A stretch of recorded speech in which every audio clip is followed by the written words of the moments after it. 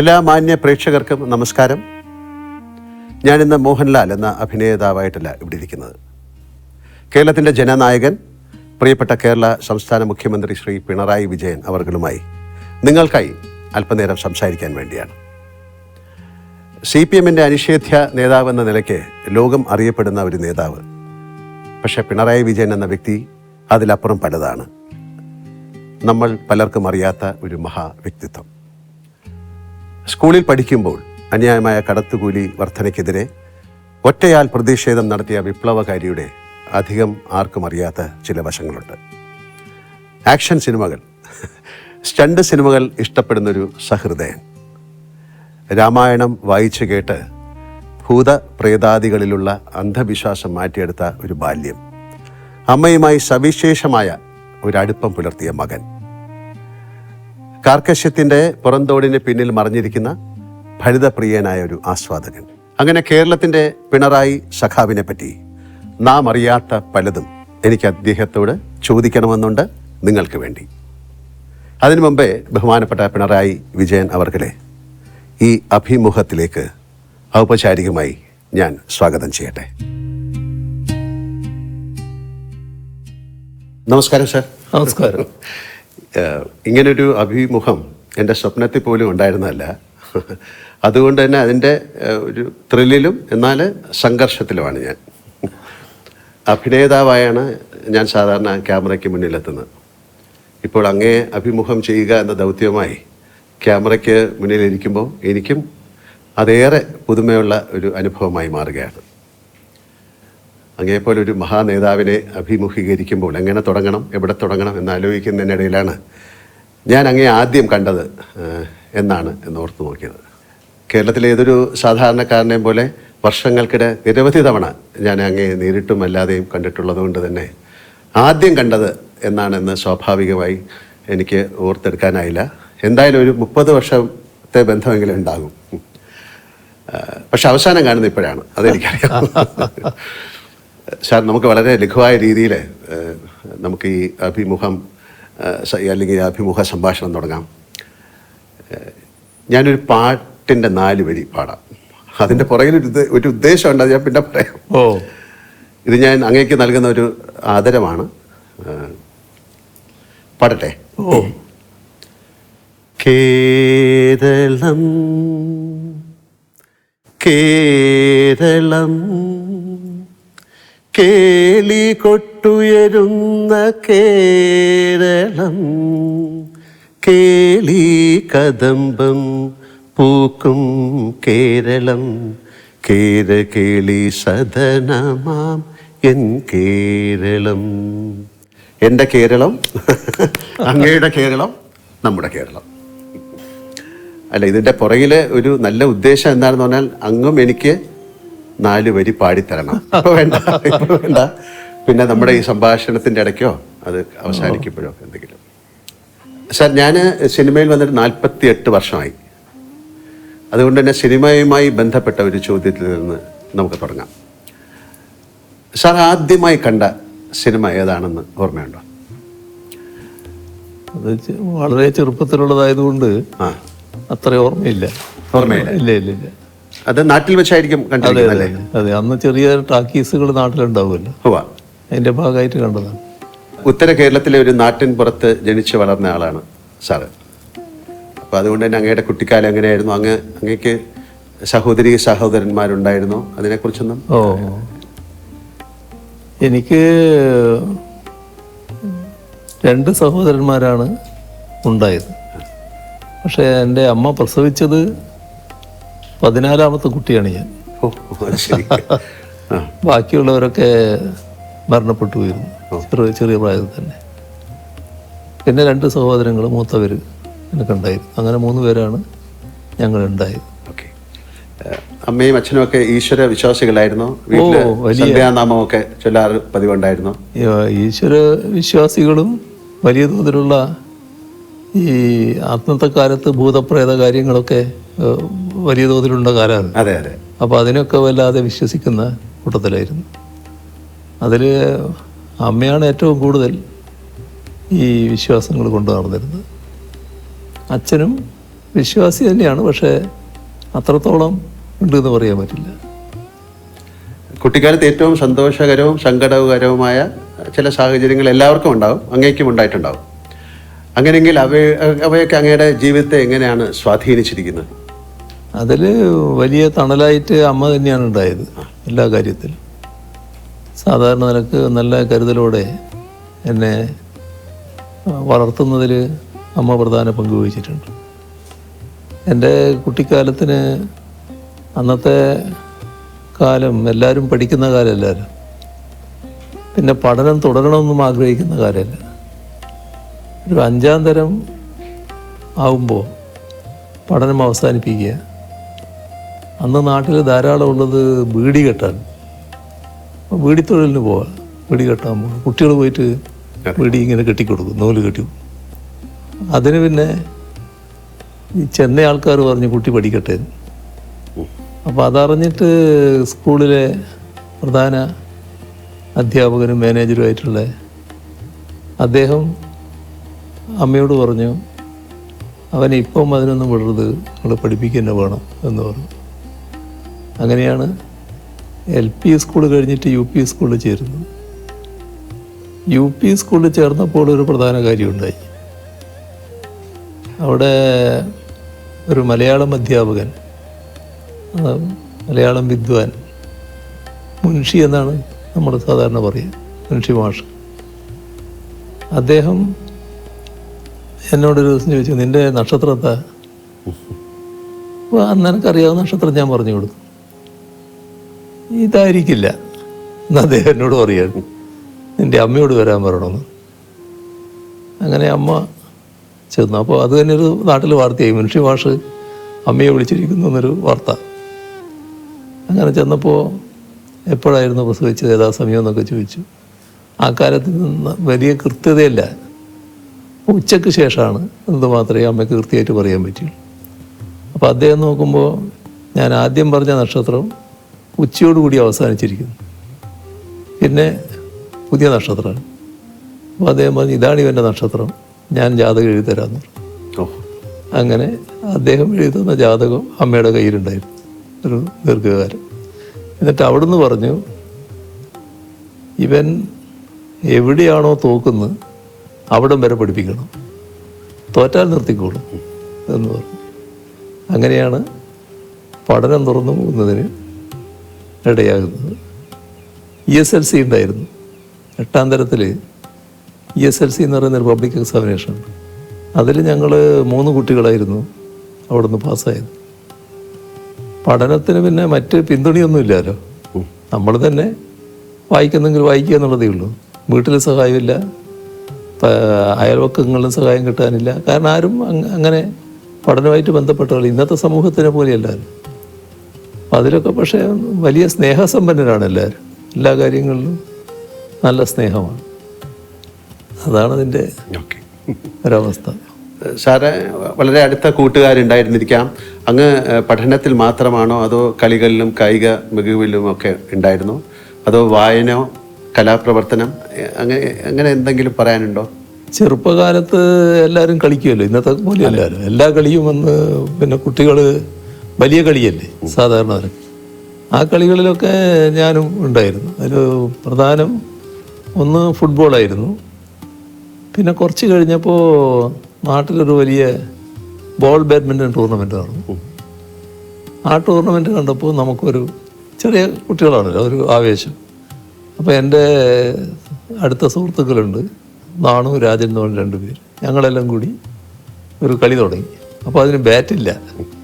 അപ്പോൾ ഓലയുടെ അടിഭാഗമില്ല, അതിൻ്റെ മടൽ ഇങ്ങനെ കുറച്ച് വീതി ഉണ്ടാവും, അത് വെച്ചിട്ടായി കെട്ടിയ ബോളിൽ കളി. കുറച്ച് നാൾ കഴിഞ്ഞപ്പോൾ പിന്നെ ബാറ്റിൽ കളിയായി. അങ്ങനെ ബാഡ്മിൻ്റൺ പിന്നെ ഞങ്ങൾ കളിക്കുകയായിരുന്നു, നല്ലതുപോലെ കളിക്കുമായിരുന്നു. അവരൊക്കെ സ്റ്റേറ്റിൽ നല്ലതുപോലെ കളിച്ചവരാണ്. ഈ നാണു എന്ന് പറയുന്ന ആൾ സ്റ്റേറ്റിന് റെഫറി ആയിട്ടൊക്കെ പിന്നീട് കുറേ കാലം പോയതാണ്. അങ്ങനെ ബാഡ്മിൻ്റണും കൂടി കളിക്കുകയായിരുന്നു. രാഷ്ട്രീയത്തിന് പുറത്ത് അങ്ങേക്ക് വലിയൊരു സൗഹൃദ വലയമുണ്ടല്ലോ. അടുത്തിരുന്ന തമാശ പറയാൻ സ്വാതന്ത്ര്യമുള്ള സുഹൃത്തുക്കളുണ്ടോ? അവരോടൊപ്പം സമയം ചെലവഴിക്കാൻ അങ്ങേക്ക് സാധിക്കാറുണ്ടോ? ഇപ്പം അതിന് കുറേ വിഷമമുണ്ട്. എന്നാലും എൻ്റെ പഴയകാല സുഹൃത്തുക്കൾ ഇപ്പോഴും സുഹൃത്തുക്കളായിട്ട് തന്നെ നിൽക്കുന്നുണ്ട്. അവർ എപ്പോഴും കാണും. പിന്നെ മിക്കവാറും ചെല്ലുമ്പോൾ എൻ്റെ കൂടെ ഉണ്ടാവും. അങ്ങനെയൊക്കെയാണ്. അവർ ചിലരെല്ലാം അങ്ങ് പോയി, എന്നാലും ഉള്ളവർ ഇപ്പോഴും ഉണ്ട് നല്ല നിലക്ക്. സാർ, ഒരു നടൻ അല്ലെങ്കിൽ ഞാൻ താരസംഘടനയുടെ ഭാരവാഹിയായിരുന്നു. അങ്ങനെ നിലകളിൽ അങ്ങേ പലതവണ ഞാൻ അടുത്തിടപഴകാനുള്ള ഭാഗ്യം എനിക്കുണ്ടായിട്ടുണ്ട്. അപ്പോൾ എല്ലാം ഞാൻ ശ്രദ്ധിച്ചിട്ടുള്ള ഒരു കാര്യം, ഏതാണ്ട് സാറിന് 30 വർഷം മുമ്പായിരിക്കാം കാണുന്നത്. അന്നും ഇന്നും അങ്ങയുടെ പെരുമാറ്റത്തിലോ രൂപഭാവാദികളിലോ യാതൊരു മാറ്റവും ഉണ്ടായിട്ടില്ല എന്നതാണ്. അത് എങ്ങനെയാണ് സാധിച്ചെടുക്കുന്നത്? കാര്യം ഒരുപക്ഷെ അങ്ങ് പാർട്ടി പ്രവർത്തകനായിരിക്കുമ്പോഴും അല്ലെങ്കിൽ മന്ത്രിയായതും പിന്നെ മുഖ്യമന്ത്രിയായിരിക്കുമ്പോഴെല്ലാം അങ്ങയുടെ ഇടപെടൽ ഒരുപോലെ തന്നെയാണ്. നല്ല ഒരു കരുതലുള്ളതുപോലെ ഞങ്ങൾക്ക് ഫീൽ ചെയ്യും. സാധാരണ മനുഷ്യരുടെ കാലം ചെല്ലുമ്പോൾ അവരുടെ പദവികൾക്കും വളർച്ചയ്ക്കും ഒത്ത് പല മാറ്റങ്ങളും കാണാറുണ്ട്. പക്ഷെ അങ്ങയിൽ ഞാനിതൊന്നും കണ്ടിട്ടില്ല എന്നുള്ളത് വളരെ സത്യമായ ഒരു കാര്യമാണ്. ഒന്ന് നമ്മൾ കാണുന്നത്, നമ്മൾ ഏത് സ്ഥാനത്തിരിക്കുന്നതായാലും ഒരു പ്രത്യേക നിയോഗത്തിൻ്റെ ഭാഗമാണെന്ന് കാണേണ്ടതേ ഉള്ളൂ. എപ്പോഴും അവിടെ നിന്ന് മാറേണ്ടതായിട്ട് വരാം. ആ ഒരു ധാരണ നമ്മുടെ ഉള്ളിലുണ്ടാവണം. ആ മാറ്റത്തെ പൂർണ്ണമായിട്ട് ഉൾക്കൊള്ളാൻ നമുക്ക് സാധിക്കണം. അന്ന് ഇപ്പോൾ മാറണം എന്ന് പറഞ്ഞാൽ ആ മാറുമ്പോൾ ഒരു പ്രയാസവും ഉണ്ടാകരുത്. അതാണ് നമുക്ക് ഏറ്റവും പ്രധാനം. ഞാൻ വൈദ്യുതി മന്ത്രിയായിട്ടാണല്ലോ മന്ത്രിസഭ പ്രവർത്തനം ആരംഭിക്കുന്നത്. അപ്പോൾ എൻ്റെ കുട്ടികൾ ചെറിയ മക്കളാണെന്ന്. വൈദ്യമന്ത്രി സ്ഥാനം ഒഴിഞ്ഞ് ഇവിടെ തന്നെയായിരുന്നു, ഇൻഡസ്ട്രി ആയിരുന്നു. നേരെ നിങ്ങൾ വന്നിട്ടുണ്ട്, ഞാൻ താമസിച്ച വാടക വീട്ടിൽ. ആ വാടക വീട്ടിലേക്ക് മാറി. ഒരു പ്രയാസവും കുട്ടികൾക്ക് പോലും ഉണ്ടായില്ല. നല്ല എന്താണോ, അപ്പം നമ്മൾ എന്താണോ ഉള്ളത് അതുകൊണ്ട് ജീവിക്കാനും അതിൽ സന്തോഷിക്കാനും അതിൻ്റെ ഭാഗമായി മാറാനും കഴിയണം. എനിക്കങ്ങനെയൊരു നിലയാണ് എപ്പോഴും ഉള്ളത്. വല്ലാതെ എന്തെങ്കിലും മോഹിക്കുന്ന കാര്യമില്ല. അതിൻ്റെ ഭാഗമായിട്ട് എപ്പോഴും സംതൃപ്തനാണ് ഞാൻ. ഇത് ബോധപൂർവം നിലനിർത്തുന്നതാണോ അതോ സ്വാഭാവികമായി സംഭവിച്ചാണോ അതോ കുട്ടിക്കാലത്ത് അമ്മയുടെ ആ ഒരു കരുതൽ അന്നത്തെ കുടുംബത്തിൻ്റെ ഒക്കെ ഒരു പശ്ചാത്തലത്തിൽ സംഭവിച്ചായിരിക്കും? അതെനിക്ക് തോന്നുന്നത് ചെറുപ്പത്തിൻ്റെ ഒരു സ്വാധീനമുണ്ട് അതിൽ. ഈ ചെറുപ്പത്തിൽ ധാരാളം ഈ മറ്റ് കഥകൾ വായിക്കുമായിരുന്നു. അമ്മയ്ക്ക് വായന അറിയില്ലെങ്കിലും പഴയ തച്ചോളി പാട്ടൊക്കെ അമ്മയ്ക്ക് നല്ലോണം അറിയാം. അങ്ങനെയുള്ള പാട്ടുകൾ എനിക്ക് പാടിത്തരുമായിരുന്നു. എന്നാൽ ഞാൻ വായന പഠിച്ചതിന് ശേഷം രാമായണം, കൃഷ്ണപ്പാട്ട്, ഭാരതം അങ്ങനെയൊക്കെയുള്ളത് അമ്മയ്ക്ക് വായിച്ചു കൊടുക്കുമായിരുന്നു. അപ്പോൾ ആ വായനയിലൂടെ അന്ന് എന്നിലേക്ക് വന്നിട്ടുള്ള ചില ആശയങ്ങളുണ്ടാകും. അതെന്നെ സ്വാധീനിച്ചിട്ടുണ്ടാകും എന്നാണ് തോന്നുന്നത്. ഒരു സന്യാസ ജീവിതത്തിൻ്റെ ചില അംശങ്ങൾ ചിലപ്പോൾ നമ്മളെ മനസ്സിലുണ്ടാകാനിടയുണ്ടാവും. അതുകൊണ്ടായിരിക്കാം വലിയ മറ്റു മോഹങ്ങൾ അധികം ഇല്ലാതെ വരുന്നത്. വലിയ കർക്കശക്കാരൻ എന്നൊരു പേരുണ്ടത്. അല്ല, അതുകൊണ്ട് ചോദിച്ചാണ്. പക്ഷെ അപ്പം എൻ്റെ കണ്ടെത്തലുകൾ ശരിയായിരുന്നു എന്ന് ഞാൻ വിശ്വസിക്കുന്നു. സാറ് സ്കൂൾ ആ സമയത്തൊക്കെ അല്ലെങ്കിൽ കോളേജിലൊക്കെ നാടകങ്ങളിലും വല്ലതും അഭിനയിച്ചിട്ടുണ്ടോ? നാടകത്തിൽ അഭിനയിച്ചിട്ടില്ല, പക്ഷെ ഞാൻ കഥാപ്രസംഗം നടത്തിയിട്ടുണ്ട്. ആണോ? UP സ്കൂളിൽ പഠിക്കുമ്പോൾ എന്നോടൊരു മാഷ് പറഞ്ഞു കഥാപ്രസംഗം നടത്തണം. അങ്ങനെ ഞാനൊരു കഥാപ്രസംഗം നടത്തിയിട്ടുണ്ട്. അതിൽ പാട്ടുകളൊക്കെ പാടണ്ടേ? പാടണം, പാട്ടൊക്കെ പാടും. പിന്നെ പാട്ട് പാടണേ. പിന്നെ അത് അതെ അതെ, ജാലവിദ്യ, മാജിക്ക്. അതായത് ഒരു നൂലിന്മേലൊരു ചോക്ക് കിട്ടും. ചോക്കല്ലേ എഴുതുന്നത്? ആ ചോക്ക് കെട്ടിയിട്ട് ഇങ്ങനെ പിടിക്കും. എന്നിട്ട് ഈ നൂലങ്ങോട്ട് കത്തിക്കും. കത്തിയാലും ചോക്ക് വീഴില്ല. അപ്പോൾ അതിൻ്റെ വിദ്യ എന്താണെന്ന് പറഞ്ഞാൽ ഈ നൂല് പലവട്ടം ഉപ്പുവെള്ളത്തിൽ മുക്കി ഉണക്കുക. അങ്ങനെ ഉണക്കിയെടുത്തിട്ട് കത്തിച്ചാൽ ആ ചാരം അങ്ങനെ തന്നെ നിൽക്കും, വീണുപോകാതെ, ചോക്ക് വീണുപോകാതെ നിൽക്കും. ഇതാണ് ഒരു ജാലവിദ്യ. മറ്റേ ഒരു കഥാപ്രസംഗം ഞാൻ നടത്തിയിരുന്നു. ഒരു വലിയ ആൽമരത്തിൻ്റെ താഴെ ഒരാൾ കിടന്ന് ഉറങ്ങുന്ന, അദ്ദേഹത്തിൻ്റെ തലയിൽ നെറ്റിയിലൊരു ചെറിയ അതിൻ്റെ കായ വന്ന് വീഴുന്നു. അപ്പോൾ ഈ കായ് അല്ല തേങ്ങ പോലത്തെ ആണെങ്കിൽ എൻ്റെ കഥ എന്താകുമായിരുന്നു എന്ന് പറയുന്നത്. അപ്പോൾ പ്രകൃതിയുടെ ഒരു പ്രത്യേകത കാണിക്കുന്ന ഒരു കഥയായിരുന്നു അത്. ഓക്കെ, അപ്പം നമുക്ക് പാട്ട് ഇപ്പം വേണ്ടല്ലേ, കുറച്ച് കഴിഞ്ഞിട്ടാകാം അല്ലേ? എപ്പോഴെങ്കിലും ഒരു എഴുത്തുകാരനാവണമെന്ന് ആഗ്രഹിച്ചിട്ടുണ്ടോ? അത്തരത്തിൽ എന്തെങ്കിലും അങ്ങ് എഴുതിയിട്ടുണ്ടോ? അല്ലെങ്കിൽ എന്തെങ്കിലും അങ്ങനെ കുത്തിക്കുറിക്കുക എന്ന് ചോദിക്കുന്നത് ശരിയല്ല, അങ്ങനെ എന്തെങ്കിലും അങ്ങ് എഴുതിയിട്ടുണ്ടോ? എഴുത്ത് വിശദമായിട്ട് എഴുതിയിട്ടില്ല, പക്ഷെ പിന്നീട് രാഷ്ട്രീയ ജീവിതത്തിൽ പല കാര്യങ്ങളും എഴുതേണ്ടി വരുമല്ലോ, അങ്ങനെയുള്ള കാര്യങ്ങളൊക്കെ ഞാൻ എഴുതിയിട്ടുണ്ട്. രാഷ്ട്രീയ അങ്ങയുടെ ഒരു ആത്മകഥ അങ്ങനെ എന്തെങ്കിലും എഴുതണമെന്ന ഒരു ആഗ്രഹമുണ്ടോ?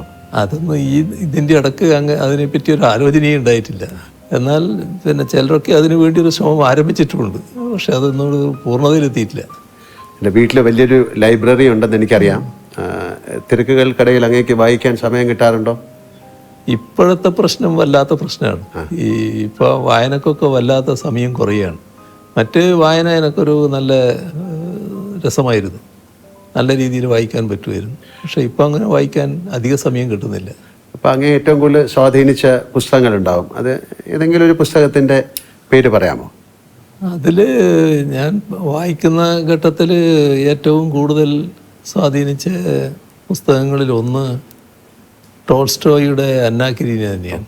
വലിയ ഹൃദയത്തെ ഏറ്റവും അധികം ബന്ധിപ്പിക്കുന്ന, മനസ്സിനെ ബന്ധിപ്പിക്കുന്ന ഒരു കഥ തന്നെയാണെന്ന് പറയാം. പിന്നെ വിക്ടർ ഹ്യൂഗോൻ്റെ കഥയും പാവങ്ങൾ, അത് വളരെയധികം വലിയ തോതിൽ നമ്മളെ ജീവിതത്തെ രൂപപ്പെടുത്താൻ തന്നെ സഹായിക്കുന്ന ഒന്നായിരുന്നു. നമ്മളെ നാട്ടിലെടുത്താൽ തകഴിയുടെ കയർ ഒരു കാലഘട്ടത്തിൻ്റെ തന്നെ ഒരു ചിത്രീകരണമായിരുന്നു. അങ്ങനെയുള്ളതൊക്കെ ആ കാലത്ത് നല്ലോണം വായിക്കാൻ പറ്റിയിരുന്നു. കവിതകളും വായിക്കുക. ഇതെല്ലാം ഒരു പുതിയ അറിവാണ് ആൾക്കാർക്ക്, അതുകൊണ്ടാണ് ചോദിക്കുന്നത്. അതായത് പിണറായി വിജയൻ എന്നാൽ വലിയൊരു കടുപ്പക്കാരനാണ്, ചിരിക്കാത്ത ആളാണ് എന്നൊരു ധാരണ പുറത്തുണ്ട്. എന്നാൽ അടുത്ത പരിചയമുള്ളവർക്ക് നേരെ മറിച്ചുള്ള അഭിപ്രായമാണ്. ഈ പ്രകൃതം സ്വയം എടുത്തണിഞ്ഞതാണോ, അതോ ഈ കടുപ്പക്കാരനെന്ന ഇമേജ് മാറ്റണമെന്ന് എപ്പോഴെങ്കിലും തോന്നിയിട്ടുണ്ടോ, അതോ ആളുകൾ തന്നെ അത് തിരിച്ചറിയട്ടെ എന്നാണോ നിലപാട്? അത് ബ്രാൻഡ് ചെയ്യപ്പെടുന്നതാണ്. കാരണം ഞാനൊരു ഇടതുപക്ഷ പ്രവർത്തകൻ, പ്രത്യേകിച്ച് CPIM-ൻ്റെ ഒരു പ്രധാനി എന്നൊക്കെയുള്ള നിലയിൽ വരുമ്പോൾ അതിലൊരു സാധാരണയിൽ നിന്നൊരു വ്യത്യസ്തനാണ് എന്ന് കാണിക്കൽ നമ്മുടെ ചില ആളുകൾക്ക് വലിയ താല്പര്യമുണ്ടായിരുന്നു. അതിൻ്റെ ഭാഗമായിട്ട് ഒരു മനുഷ്യന് പല ഭാവങ്ങളുണ്ടാവുമല്ലോ, അതിലേതെങ്കിലും ക്ഷോഭിച്ച ഭാഗമുണ്ടെങ്കിൽ അതായിരിക്കും കൊടുക്കുന്ന ചിത്രങ്ങൾ. അപ്പോൾ മറ്റ് സന്തോഷത്തിൻ്റെ നിമിഷങ്ങൾ അവരുടെ കയ്യിലുണ്ടാവും, പക്ഷെ അത് കൊടുക്കേണ്ടതില്ല എന്ന് അവർ വെക്കും. ഞാൻ പിന്നെ എന്നെപ്പറ്റി വരുന്ന വാർത്തകളിൽ അധികം അങ്ങനെ വ്യാകുലപ്പെടാറില്ല. അതിപ്പോൾ സ്വാഭാവികമായിട്ട് വരുന്നൊരു കാര്യമായിട്ട് ഞാൻ കാണാറില്ല. ഞാൻ പ്രതിദാനം ചെയ്യുന്ന പാർട്ടിയോടുള്ള എതിർപ്പിൻ്റെ ഭാഗമായി അത് എന്നിലൂടെ പ്രകടിപ്പിക്കുന്നു മാത്രമേ ഉള്ളൂ എന്ന നിലക്കാണ് ഞാനത് കാണാറ്.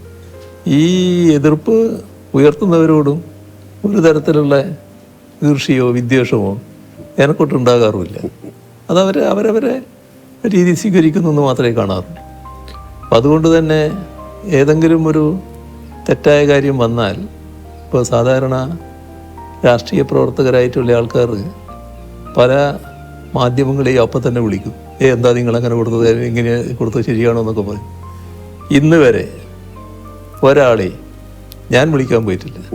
എന്ത് വാർത്ത വന്നാലും അതവിടെ നിന്നോട്ടെ എന്നുള്ളതാണ്. അങ്ങനെയൊരു പ്രകൃതമാണ് ഞാൻ സ്വീകരിച്ചു വരാറുള്ളത്.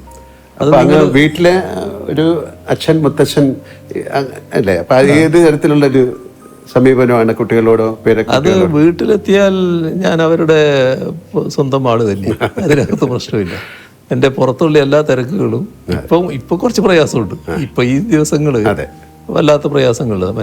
അതുവരെയുള്ള കാലം എടുത്താൽ വീട്ടിലെത്തിയാൽ ഞാൻ വീട്ടിൻ്റെ ഒരാളായിട്ട് അങ്ങ് മാറുകയാണ്. അതിന് ഒരു പ്രശ്നം ഉണ്ടാകാറില്ല. അത് കുട്ടികൾക്കും ഉണ്ടാകാറില്ല, വേറെ കുട്ടിക്കും ഒന്നും ഉണ്ടാകാറില്ല. അങ്ങനെ ഒരു അവസ്ഥയാണ്. സാർ, ഇന്നത്തെ തലമുറയിലെ കുട്ടികൾക്ക് പഴയ കാലത്തെ അപേക്ഷിച്ച് ഒരുപാട് അവസരങ്ങളുണ്ട്. ഈ സ്മാർട്ട് ഫോണ്, ആർട്ടിഫിഷ്യൽ ഇൻ്റലിജൻസ് അതൊക്കെ വന്നതോടുകൂടി അറിവ് സമ്പാദിക്കാൻ ഒരുപാട് വഴികളുണ്ട്. പഴയ കാലം പോലല്ല. എങ്കിലും പുതിയ തലമുറ നേരിടുന്ന ഭയങ്കരമായ സമ്മർദ്ദങ്ങളുണ്ട്. ആ സമ്മർദ്ദങ്ങൾ വലുതാണ്. അവരോടൊരു ഒരു മുത്തശ്ശൻ എന്ന നിലയിൽ എന്താണ് അങ്ങേക്ക് പറയാനുള്ളത്? അല്ല, ഇന്നത്തെ കാലത്ത് ഈ പറഞ്ഞ കാര്യം ശരിയാണ്. കുട്ടികൾ വലിയ തോതിൽ വിവരങ്ങൾ അവരുടെ വിരൽത്തുമ്പിൽ കിടക്കുകയാണ്. ഒന്ന്, കുട്ടി എന്തെങ്കിലും കാര്യങ്ങൾ ചെയ്യാൻ തുടങ്ങുന്നതിന് മുൻപ് തന്നെ സാങ്കേതിക കാര്യങ്ങളാണ് ചെയ്തു തുടങ്ങുന്നത്. ഈ ഫോണും മറ്റും ആയിട്ട് ബന്ധപ്പെട്ടിട്ടുള്ള കാര്യങ്ങൾ. അപ്പോൾ ഫോണും മറ്റും വെച്ചുകൊണ്ടുള്ള ഒരുപാട് അത്ഭുതങ്ങൾ കാണിക്കുന്നവരാണ് നമ്മുടെ കുട്ടികൾ. പക്ഷെ അതിൽ ആ ലോകം വളരെ വലുതാണ്. എന്നാൽ അതിനകത്തുള്ള ചതിക്കുഴികളുണ്ട്. ആ ചതിക്കുഴികൾ തിരിച്ചറിയാൻ പറ്റണം. അപ്പോൾ അതിന് ചിലപ്പോൾ ചെറിയ കുട്ടികൾക്ക് എല്ലാ വഴിയും തിരിഞ്ഞു എന്ന് വരില്ല. അപ്പോൾ ഒന്നും അച്ഛനമ്മമാരിൽ നിന്നും മറച്ചു വെക്കാതിരിക്കുക എന്നുള്ളതാണ് ഏറ്റവും പ്രധാനം. സ്വകാര്യമായിട്ട് ചെയ്യാതിരിക്കുക. താൻ കാണുന്നത് സ്വകാര്യമായിട്ട് കാണണം എന്ന് നിർബന്ധമില്ലാതിരിക്കുക. അമ്മയോ അച്ഛനോ കാണുന്നതിന് ഒരു തടസ്സമില്ലാതിരിക്കുക. അങ്ങനെയൊരു നില വന്നാൽ കുട്ടിക്ക് തന്നെ എന്താണ് കാണാവുന്നത് കാണാത്തത് എന്നതിനെ പറ്റിയൊരു ധാരണയുണ്ടാക്കാൻ ഇടയാകും. അപ്പോൾ അച്ഛൻ്റെയും അമ്മയുടെയും ഭാഗത്ത് അച്ഛൻ്റെയും അമ്മയുടെയും ശ്രദ്ധയിൽപ്പെടാത്ത കാര്യങ്ങൾ അത് മറച്ചു വെച്ചുകൊണ്ട് ചെയ്യുന്നൊരു നില ചെറുപ്രായത്തിൽ സ്വീകരിക്കാതിരിക്കുക എന്നുള്ളതാണ് ഏറ്റവും പ്രധാനം. ഇപ്പം അങ്ങേ കാണാൻ വരുന്നവരെ സ്വീകരിക്കുന്നതിലും അവർക്ക് ഭക്ഷണം നൽകുന്നതിലും അങ്ങ് കാട്ടുന്ന വലിയ ആതിഥേയ മര്യാദ ഞാൻ പലപ്പോഴും കണ്ടിട്ടുണ്ട്. അത് മാതൃകയാക്കാൻ ഞാൻ പലരോടും പറഞ്ഞിട്ടുണ്ട്. ഈ ഒരു ശീലം അമ്മയിൽ നിന്നാണോ കിട്ടിയത്, അല്ലെങ്കിൽ കുടുംബ പശ്ചാത്തലത്തിൽ നിന്നാണോ കിട്ടിയത്? അത് അമ്മയുടെ കയ്യിൽ നിന്ന് തന്നെയായിരിക്കണം അത് കിട്ടിയത്. കാരണം ഞങ്ങൾ കുട്ടികൾ കോളേജിലൊക്കെ പഠിക്കുമ്പോൾ പിന്നെ ചില സുഹൃത്തുക്കളോട് കൂടി വീട്ടിൽ ചെന്നാൽ വലിയ തോതിൽ സൗകര്യങ്ങളൊന്നും വീട്ടിലൊന്നും ഉണ്ടാവില്ല. പക്ഷെ ഉള്ളത് വെച്ച് പെട്ടെന്ന് തന്നെ അമ്മ അവർക്ക് എന്തെങ്കിലും കൊടുത്തിരിക്കും, വളരെ പെട്ടെന്ന് കാര്യങ്ങൾ ഉണ്ടാക്കിയിട്ട്. അങ്ങനെയൊരു രീതി ചെറുപ്പത്തിലേ കണ്ടുവന്നിട്ടുണ്ട്. അതിൻ്റെ ഒരു ഭാഗമായിരിക്കാമെന്നാണ് തോന്നുന്നു. അങ്ങേക്ക് പാചകം ഇഷ്ടമാണോ? ജീവിതത്തിൽ എപ്പോഴെങ്കിലും അങ്ങ് അടുക്കളയിൽ കയറിയിട്ടുണ്ടോ? പാചകം ഒരു കലയാണ്. ആ കലയിൽ ഞാൻ അത്ര വിദഗ്ധനല്ല. പക്ഷേ ഇടയ്ക്ക് ഞാൻ ചായ ഉണ്ടാക്കുമായിരുന്നു. നേരത്തെ ചായ കുടിക്കുന്ന കാലത്ത് അത് ശീലിച്ചിരുന്നു. അതിനപ്പുറത്ത് ഇല്ല, ഒന്നിലേക്ക് കടക്കാൻ എനിക്ക് ധൈര്യം കിട്ടിയിട്ടില്ല. അപ്പം അങ്ങനെയാണെങ്കിൽ അങ്ങയുടെ പ്രിയപ്പെട്ട ഒരു ഭക്ഷണം എന്താണ്? ഞാൻ സാധാരണ പിന്നെ ഏത് ഭക്ഷണവും കഴിക്കുന്ന കൂട്ടത്തിലാണ്. പക്ഷേ ഇപ്പം അടുത്ത കാലത്തായിട്ട് ചില നിയന്ത്രണങ്ങൾ ഞാൻ തന്നെ വെക്കാറുണ്ട്. ഇന്ന് ചിലതേ കഴിക്കൂ, ചിലത് കഴിക്കില്ല എന്നൊക്കെ ഉള്ളത്. എന്നാൽ ഒരു ഭക്ഷണത്തോടും അപ്രിയമില്ല, ഒന്നും മാറ്റി നിർത്താറില്ല. എല്ലാം കഴിക്കുന്ന ഒരു കൂട്ടക്കാരനാണ് ഞാൻ. ഈ ചിലപ്പോൾ ഭാര്യ അല്ലെങ്കിൽ അമ്മ അങ്ങനെ ആരെങ്കിലും ഉണ്ടാക്കുന്ന ഭക്ഷണത്തോടായിരിക്കും കൂടുതൽ താല്പര്യം. അങ്ങനെയൊക്കെ അങ്ങനെ ഉണ്ടോ? എനിക്ക് തീർച്ചയായും അതാണ്. വീട്ടിലെ ഭക്ഷണമാണ് എനിക്ക് ഏറ്റവും താല്പര്യം. അതിൻ്റെ പ്രശ്നം എന്താണെന്ന് വെച്ചാൽ, വീട്ടിൽ നിന്ന് പുറത്തിറങ്ങി ഭക്ഷണം കഴിക്കുമ്പോൾ പലപ്പോഴും വീട്ടിലെ ഭക്ഷണത്തെ പറ്റി താരതമ്യപ്പെടുത്തി പോകും. അതെപ്പോഴും എനിക്ക് താല്പര്യം വീട്ടിലെ ഭക്ഷണം തന്നെയാണ്. അമ്മയെപ്പറ്റി നമ്മൾ ഒരുപാട് സംസാരിച്ചു. അമ്മ എന്നത് ഒരു കൺകണ്ട ദൈവമാണ്. അങ്ങയുടെ അമ്മയെപ്പറ്റി, ആ ആത്മബന്ധത്തെപ്പറ്റി അങ്ങേക്ക് എന്തെങ്കിലും കൂടുതൽ പറയാനുണ്ടോ? അമ്മയുടെ വേർപിരിയലാണ് പറയാനുള്ളൊരു ഭാഗം. അതായത് അന്ന് ഞാൻ തിരുവനന്തപുരത്താണ്. തിരുവനന്തപുരത്ത് പാർട്ടി സെക്രട്ടേറിയറ്റ് മെമ്പറായിട്ട് ഫുള്ളായിട്ട് ഇവിടെ നിൽക്കുന്ന സമയം. അപ്പോൾ ഒരു ദിവസം, എല്ലാ ദിവസവും വീട്ടിൽ നിന്ന് സംസാരിക്കും. ഒരു ദിവസം ഭാര്യ വിളിച്ചപ്പോൾ ചെറിയ സംസാരത്തിലൊരു വ്യത്യാസം പോലെ തോന്നി. അത് അമ്മയുടെ പിന്നെ ആരോഗ്യസ്ഥിതി പറയുമായിരുന്നു. നല്ല അവശത ഉണ്ടായിരുന്നു അപ്പോൾ. മറ്റൊന്നും പറഞ്ഞില്ല, പക്ഷെ എനിക്ക് തോന്നി എന്തോ ഒരു പ്രശ്നമുണ്ട്. അപ്പോൾ ആ കാലത്ത് ചടയം ഗോവിന്ദനാണ് സെക്രട്ടറി. അപ്പോൾ ഞാൻ പറഞ്ഞ് എന്തോ ഒരു പ്രശ്നമുണ്ടെന്ന് തോന്നുന്നു, ഞാനൊന്ന് പോയിട്ട് വരാമെന്ന് പറഞ്ഞ് അങ്ങനെ വൈകുന്നേരം വീട്ടിലേക്ക് പോയി. രാവിലെ അവിടെ എത്തി. വീട്ടിലെത്തി. അപ്പോൾ അമ്മ അവിടെ ഒരു കിടന്നിട്ടുണ്ട്. അവിടെ നിന്ന് എഴുന്നേറ്റിരുത്തി എൻ്റെ ദേഹത്തിങ്ങനെ ചാരിയിരുന്ന് ലേശം വെള്ളം കൊടുത്തു. ആ വെള്ളം കുടിച്ചു. അവിടെ കഴിഞ്ഞു. വേണ്ടി അതെ. അപ്പോൾ അതാണ് അതിൻ്റെ പ്രത്യേകത. അത് കഴിഞ്ഞിട്ട് എനിക്കറിയാം അമ്മ ഏത് നിമിഷവും മരണപ്പെടും എന്നൊക്കെ നമുക്കറിയാമല്ലോ. പക്ഷേ ഞാനും വൈഫും മാത്രമേ ആ സമയത്തുള്ളൂ, മറ്റാരുമില്ല. അപ്പോൾ ഞാൻ പുറത്തിറങ്ങിയിട്ട് ആളോട് പറയണമല്ലോ.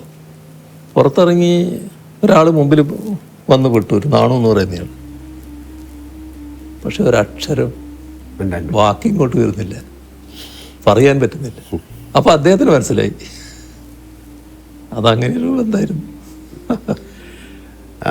അതായത് ഞാൻ കേട്ടിട്ടുണ്ട് അമ്മയുടെ മടിയിൽ തലവെച്ച് കിടന്ന് അങ്ങനെ രാമായണം കേൾക്കുന്നത്. അങ്ങക്ക് ഭൂതപ്രേത പിശാചുക്കളൊക്കെ പേടിയായിരുന്ന സമയത്ത് അങ്ങനെയല്ലേ കുട്ടികൾ? ഭയങ്കര പേടിയായിരുന്നു. ചെറിയ പേടിയല്ല, അപ്പൊ ഇതെല്ലാം കേട്ട് കഴിഞ്ഞ് അങ്ങേക്ക് ഒരു ആന്തരികമായ ഒരു ആത്മീയ വശം ഉണ്ടായിട്ടുണ്ടോ? ഈ നേരത്തെ പറഞ്ഞു, എന്നാലും ഒരു സന്യാസം എന്ന് പറഞ്ഞ പോലെ അങ്ങേക്ക് ഒരു ആന്തരികമായ ഒരു ആത്മീയ വശമുണ്ടെന്ന് വളരെ വിശ്വസിക്കുന്ന ഒരാളാണ് ഞാൻ. അതായത് ഇതിനെപ്പറ്റി പറയാറ് സാധാരണ നിസ്സാരമായുള്ള സംസാര സാഗരം എന്നാണ്. അതെ. അപ്പൊ അങ്ങനെയൊരു തോന്നലാണ് ആ ചെറുപ്പകാലത്ത് എനിക്ക് ഉള്ളത്. അതിൻ്റെ ഭാഗമായിട്ട് കുറേ ആ സ്വാധീനം എന്നിലുണ്ടാവും തന്നെയാണ് തോന്നുന്നത്. പക്ഷേ ഭൂതപ്രേത പിശാചുക്കളെ പറ്റി ഭയങ്കര വിശ്വാസമായിരുന്നു. ആ സമയത്ത് ലൈറ്റോ അങ്ങനെയൊന്നും അധികം ലൈറ്റ് ഇല്ലല്ലോ. പിന്നെ എൻ്റെ വീട്ടിൽ ഇലക്ട്രിസിറ്റി വരുന്നത് തന്നെ പിന്നെ ഞാൻ MLA ആയിരിക്കും പോലും ഇല്ല. അങ്ങനെ ഒരു കാലമാണത്. അങ്ങനെ ഒരു അവസ്ഥയാണ്. രാത്രി ആയാൽ പിന്നെ ഇരുടല്ലേ എല്ലാ സ്ഥലത്തും. അപ്പോൾ എവിടെയും ഏത് ഭൂതവും പ്രേതവും പ്രത്യക്ഷപ്പെടാം. അതൊക്കെ പിന്നെ ഒരു ചെറിയ സമയം കഴിഞ്ഞപ്പോൾ നമ്മൾ വളരുകയല്ലേ, അതനുസരിച്ച് മാനസിക വളർച്ചയും വരികയല്ലേ. അത് പിന്നെ ഞാൻ തന്നെ മാറ്റിയെടുത്തതാണ് ബോധപൂർവ്വം. അങ്ങനെ ഈ കുടുംബത്തോടൊപ്പം ചെലവഴിക്കുന്ന ഏറ്റവും പ്രധാനപ്പെട്ട സമയം എന്താണ്? അത് ഒരു ദിവസത്തെ യാത്രയാണോ, അതോ ഒരുമിച്ചിരുന്ന് തീൻമേശയിൽ ഭക്ഷണം കഴിക്കുമ്പോഴാണോ? ഏറ്റവും പ്രധാനം തീൻമേശയിലെ ഭക്ഷണമാണ്. കാരണം ഞങ്ങൾ എല്ലാവരും ഒന്നിച്ചാണ് ഇരിക്കുക. ആരൊക്കെയുണ്ടോ എല്ലാവരും ഒന്നിച്ചാണ് ഇരിക്കുക. ആ ഘട്ടത്തിൽ എൻ്റെ സുഹൃത്തുക്കളുണ്ടെങ്കിൽ അവരും ഒന്നിച്ചാണ് ഇരിക്കുക. അങ്ങനെ ഒരു അവസ്ഥയാണ് എപ്പോഴും സ്വീകരിക്കാറ്. അപ്പോൾ അതാണ് ഏറ്റവും നല്ല സമയം. എപ്പോഴും ഭക്ഷണം എല്ലാവരും കൂടി ഒന്നിച്ച് കഴിക്കുന്നത് തന്നെയാണ് നല്ലത് എന്നാണ് ഉള്ള അഭിപ്രായക്കാരനായി. അപ്പം ഞാനൊരു പാട്ട് പാടാൻ പറഞ്ഞാൽ ഇപ്പം പാടുന്നില്ല, കുറച്ച് കഴിഞ്ഞ് പാടാം അല്ലേ? ഞാൻ ഇടയ്ക്കിടയ്ക്ക് പറയും. സാറിൻ്റെ പിന്നെ മക്കളോ പേരക്കുട്ടിയോ അങ്ങയോട് പറയുന്നൊരു സൂപ്പർ ഹീറോ കഥകളൊക്കെ ഉണ്ടോ? അങ്ങനെ ഒന്ന് പറയാറുണ്ടോ? ചെറിയ കുട്ടിയായിരിക്കുമ്പം പേരക്കുട്ടിക്ക് വലിയ ഹീറോകളെ പറ്റി വലിയ അഭിപ്രായങ്ങളുണ്ടായിരുന്നു. ഒരുപാട് ആളുകളെ പറ്റി പറയുന്നത് അങ്ങോട്ട് വന്ന് സംസാരിക്കും. അതെ. ഈ ഒഴിവുവേളകളില്ല അങ്ങനത്തെ ഒരാളാണെന്ന് എനിക്കറിയാം. എന്നാലും ചോദിക്കുകയാണ്, വീണ് കിട്ടിയ ഒഴിവുവേളകളിൽ എന്ത് ചെയ്യാനാണ് ഇഷ്ടം? അല്ല, ഒഴിവുവേള ഉണ്ടെങ്കിൽ വായന നല്ല ഇഷ്ടമാണ്. പിന്നെ ചില ഘട്ടത്തിൽ പിന്നെ ടി വിയിൽ ഇപ്പോൾ സിനിമയൊക്കെ വരുന്നുണ്ടല്ലോ, ചില ഘട്ടത്തിൽ അത് കാണും. അങ്ങനെയൊക്കെയുള്ള കാര്യങ്ങൾ ഞാൻ ചെയ്യും. കുടുംബത്തോടൊപ്പം യാത്ര ചെയ്യാറുണ്ട്? അങ്ങനത്തെ മറക്കാനാവാത്ത യാത്രകളുണ്ടോ? യാത്ര എനിക്കിഷ്ടമാണ്, യാത്ര ചെയ്യാറുണ്ട്. അതിൽ ഏറ്റവും പ്രധാനപ്പെട്ട യാത്ര, ഒരു മറക്കാനാവാത്ത യാത്ര എന്ന് പറയുന്നത് എൻ്റെ സിംഗപ്പൂർ യാത്രയാണ്. ഞാനും വൈഫും മകളും എല്ലാം കൂടി പിന്നെ ഒരു യാത്ര നേരത്തെ ഉണ്ടായിരുന്നു. അപ്പോൾ അത് ഇത് കഴിഞ്ഞപ്പോഴാണ്, നമ്മുടെ വൈദ്യുതി മന്ത്രി സ്ഥാനം പോയപ്പോഴാണ്. അപ്പോൾ എൻ്റെ കയ്യിൽ ആ സമയത്തുള്ള യാത്ര ചെയ്യുമ്പോൾ നമുക്ക് കിട്ടുന്ന പോയിൻറ്റ്സ് ഉണ്ട്. അതെ. അപ്പോൾ അത് ഉപയോഗിച്ചാണ് ഇവിടത്തേക്ക് പോകുന്നത്. ഭയങ്കര കഥ അതിനെപ്പറ്റി. ഞാൻ യാത്ര പോകേണ്ട താമസം എന്തോ ആരും ഇതേവരെ യാത്ര ചെയ്യാത്ത പോലെ ഭയങ്കരമായ വാർത്തകൾ വന്നു.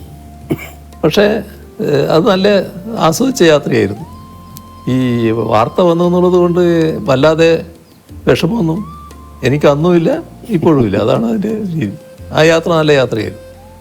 അങ്ങനെ സിനിമകളൊക്കെ കാണുന്ന ആളാണ്, മലയാള സിനിമകളൊക്കെ കാണുന്നതാണ്. അങ്ങനെ മലയാള സിനിമയിൽ ഏറ്റവും പ്രിയപ്പെട്ട ഒരു കഥാപാത്രം ഏതാണെന്ന് ചോദിച്ചു കഴിഞ്ഞാൽ അങ്ങേക്ക് പറയാൻ പറ്റും? അത് അങ്ങയുടെ ജീവിതത്തിൽ എന്തെങ്കിലും ഒരു പ്രതിഫലിക്കുന്ന ഒരു കഥാപാത്രമുണ്ടോ? അല്ല, മലയാള സിനിമയിൽ ധാരാളം കഥാപാത്രങ്ങൾ നമ്മൾ ഓർത്തു വെക്കുന്നവരായിട്ടുണ്ടല്ലോ.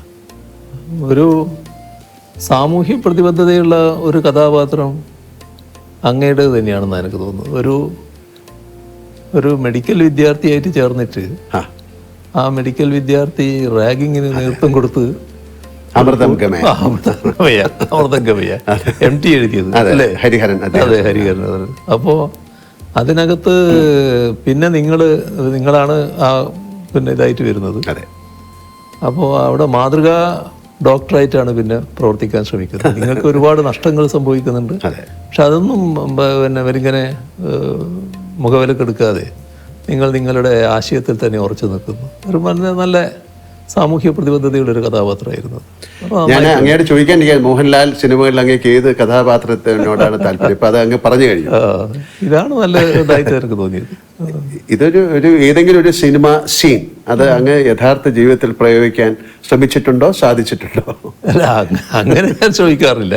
ഇല്ല. പക്ഷേ ചില രംഗങ്ങൾ കാണുമ്പോൾ നമ്മുടെ ജീവിതവുമായിട്ട് ബന്ധപ്പെട്ട് ചില കാര്യങ്ങൾ താരതമ്യപ്പെടുത്താറുണ്ട്, ഓർക്കാറുണ്ട്. ഇതൊരു ഒരു സിനിമയിൽ അഭിനയിക്കാൻ അങ്ങേക്ക് ഒരു ക്ഷണം വന്നാൽ എന്ത് തരത്തിലുള്ള റോളുകൾ ചെയ്യാനായിരിക്കും ഇഷ്ടം? അല്ല, അതിന്റെ കാലം കഴിഞ്ഞല്ലേ. അല്ലല്ല, അങ്ങനെയൊന്നുമല്ല. ആ, ഇനിയിപ്പോ അതിന്റെ കാലം കഴിഞ്ഞല്ലോ. അത് ഇതിനു മുമ്പായി കുറച്ചുകൂടെ മുമ്പായിരുന്നെങ്കിൽ ചിലപ്പോൾ ഇപ്പൊ ആകെ പറ്റുന്ന റോളൊന്നല്ലേ ഉള്ളൂ. പ്രായമുള്ള ഒരാളുടെ റോൾ അതല്ലേ പറ്റും. അതായത് ഇപ്പൊ ഞാൻ എന്നോട് അല്ലെങ്കിൽ മമ്മൂട്ടിക്ക, കമലഹാസനോടൊക്കെ അങ്ങേക്ക് ഒരു നല്ല സൗഹൃദമാണ്. ഞാൻ കഴിഞ്ഞ ദിവസം എൻ്റെ ഒരു സുഹൃത്ത് രഹസ്യമായിട്ട് പറഞ്ഞു, മുഖ്യമന്ത്രിക്ക് വളരെ ഇഷ്ടപ്പെട്ട സിനിമ രജനീകാന്തിൻ്റെയാണ്.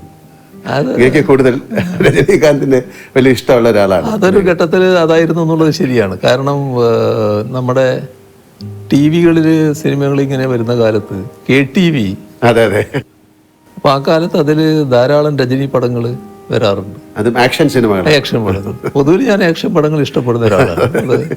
അങ്ങയുടെ ആക്ഷൻ പടങ്ങൾ ഞാൻ ധാരാളം കണ്ടിട്ടുണ്ട്. എല്ലാവരുടെയും നിങ്ങളുമായിട്ടെല്ലാമുള്ള സൗഹൃദം കാത്തു സൂക്ഷിക്കുമ്പോൾ തന്നെ ഈ പടങ്ങളോടൊരു പ്രത്യേകത എനിക്ക് തോന്നിയിരുന്നു, പുള്ളിയുടെ ഒരു രീതികളോട്. അതെ, അതാണ് കൂടുതലും എനിക്ക് തോന്നുന്നത് അങ്ങേക്ക് അതൊരു ആക്ഷൻ സീനിനോടുള്ള താല്പര്യമാണ്. ഞാൻ നേരത്തെ പറയുകയായി, ഷണ്ട് സിനിമകളെ ഇഷ്ടപ്പെടുന്ന ഒരു വ്യക്തിത്വമാണ് സർ. ഈ സിനിമയിൽ ചിലപ്പോഴൊക്കെ പോലീസ് മർദ്ദനത്തിന് വിധേയനാകുന്ന കഥാപാത്രങ്ങളെ ഞാൻ അവതരിപ്പിച്ചിട്ടുണ്ട്.